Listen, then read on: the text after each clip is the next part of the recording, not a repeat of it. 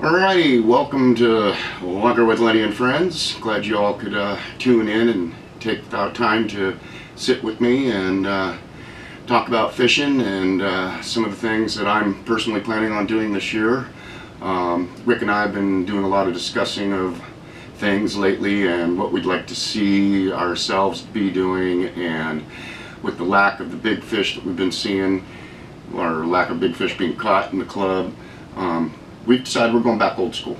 We're going to turn the pages back to our tournament days, back when we were hitting the tournament trail hard. And I myself personally, I'm going large marge. I'm not eligible for Angler of the Year this year.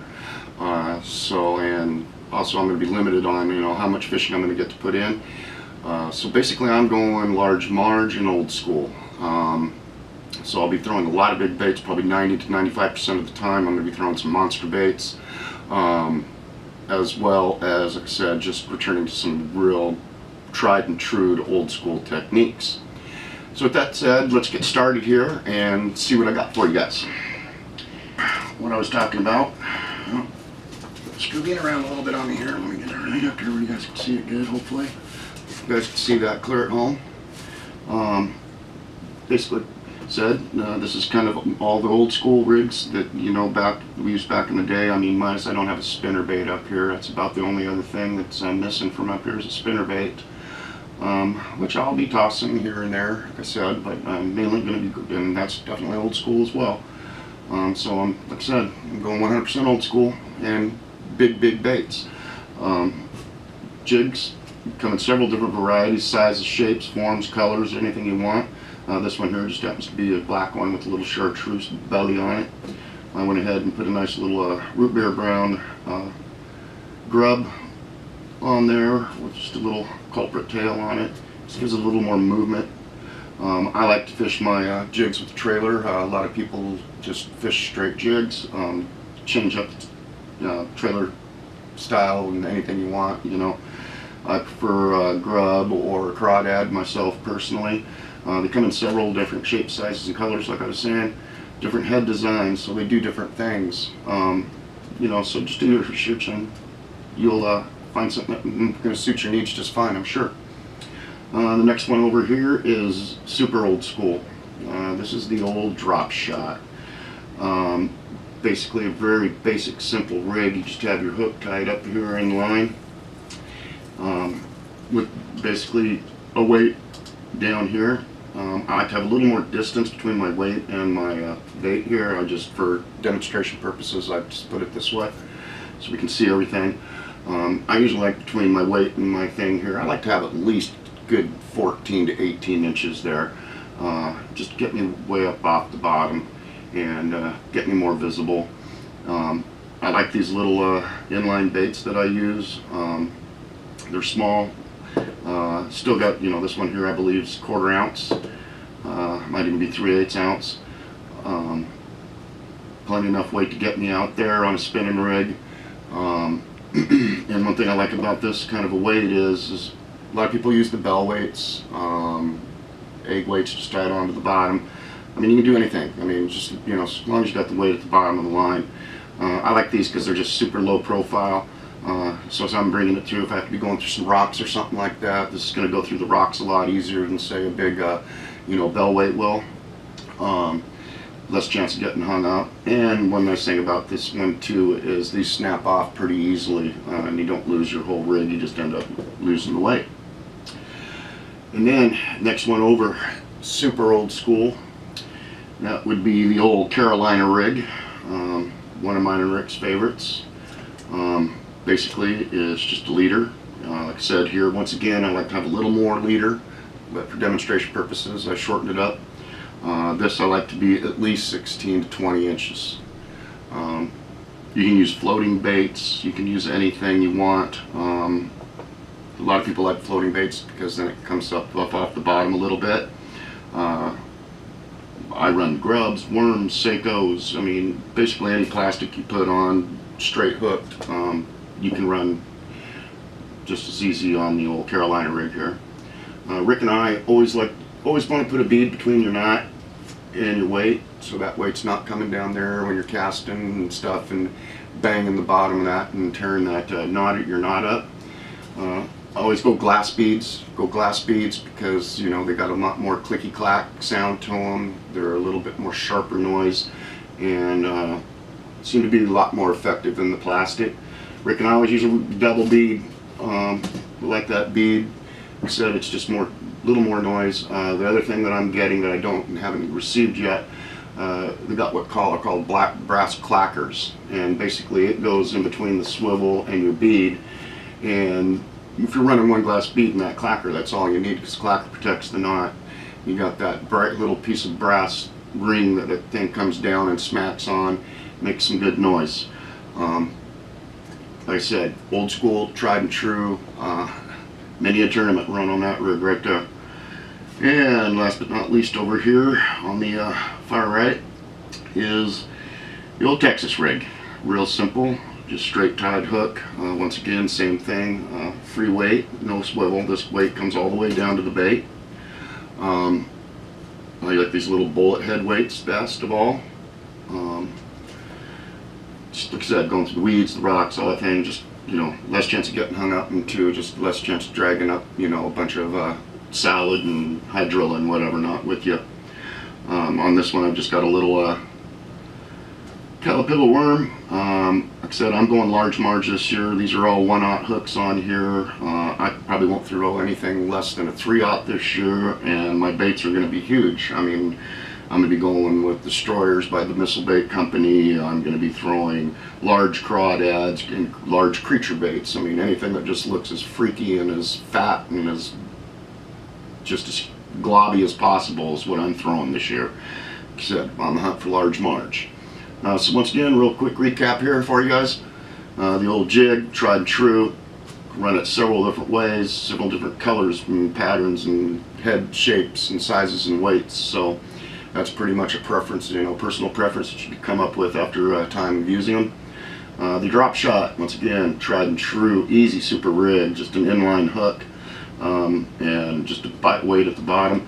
Like I said, anybody that wants more information on any of these rigs, our newer members that you haven't had a chance to use any of these style of rigs, catch me at Spring Trip. I'm more than happy to set you up and show you exactly how to set up and what you need to do, what knots to use and whatnot. And then, like I said, here again, the Carolina. Just make sure you get that bead, at least one bead on there, and protect that knot. Same here with the Texas. You should get one bead on there, protect that knot from the weight. Alrighty. Well, let's move on. As I said earlier, Lenny is definitely going large marge this year. I'm on the hunt for, you know, I'd like to see big break my personal best, which is 6.3 pounds. So I'd definitely like to break that this year. Alright, let's see the large marges. Alrighty. Well, as you can see here, I'm not fooling around. I'm definitely going large marge this year. Excuse the feedback there. My mic a little bit. Yeah, going right here with Savage 3D bluegill. Great bait. Threw it at Selmac. Had a couple of smacks on it. Short strikers, so I didn't get the hook, but it's definitely a tried and true bait. My new ones for this year are the umbrella rigs. Geez, it was like, you can ask my wife, like 9.5 years ago, I was like, I want to design a bait that's got, you know, like a spinner bait, but it's got multiple swimmers on it. And I started drawing it out and stuff and just kind of slid it off to the side, and here we are a decade later, and bang. One of the hottest baits on the market today, as far as, especially for suspended fish. These are, if the fish are out and they're suspended, you know, in 40 feet of water at 20 feet, this bait's going to more than likely get them to bite. Got two different styles here. The first style here is by Yum. They're called the Umbrella. This is the tripod. It's just a small free bait rig. I like it because this one I'll be able to throw on a spinning rig if I want to. You know, you won't have to drop this down to a bait caster. It weighs, this bait here weighs no more than your you know, a 3/8 to a ½ ounce spinnerbait. So that one's really super light. This one's got a little more weight to it. As you can see here, I've only got one jig head on it right now. I've left the other ones open, but I'll be going with, obviously, this is a smaller jig head, then I'll be running a little bit larger jig head on this, with a little bit larger swim baits and curly tail grubs. That's pretty much what I'll be running on that one. Like I said, this is another big fish bait, and this bait's been known to pick up, you know, I've seen someone catch 10 pounds of fish, one cast on one of these baits. Hook up to 4.5 pounders, just bang, bang, and they got them both on. So that might be fun, even to catch a couple of 2.5 pounders, you know. That'd be a ball. Next one down is the good old Savage 3D. That's the 8-inch trout. That's the slow sinker. I like the slow sinker. What I like about this bait here is you can put this treble hook on the top, or you can thread it so it goes at the bottom. So you can run this in super deep water if you want to, that's really clear and weed free, and you know, you can put that at the bottom. If it's, you know, especially in open water, I would put it in, you know, the bottom. But if I'm fishing along, you know, the breaks of the weeds, you know, right where it breaks off into deep water, and letting this thing get down a little bit down there, I'm always going to put it in the top. That way, if I do happen to get that belly down in the weeds, I'm not going to be picking up any weeds, and I can bring that thing right across the top of the weeds like a little sick trout, and hopefully something will come right up and shoot up and just bang the crap out of that thing. This one got hit a couple of times too, as well, at Selmac. Like I said, this thing got hit twice, like a freight train hit it, but just didn't seem to get the mouth around it. The other one here is just your simple hard body. It's got some big ass ball bearings in there, so it really has got some heavy rattle to it. The action on this is, I mean, this is a one I'm going to throw more on the bluebird days, when I get away with a little more speed on my retrieve. This one needs a little more speed in your retrieve to keep it looking right, in my book, you know, to look like a trout.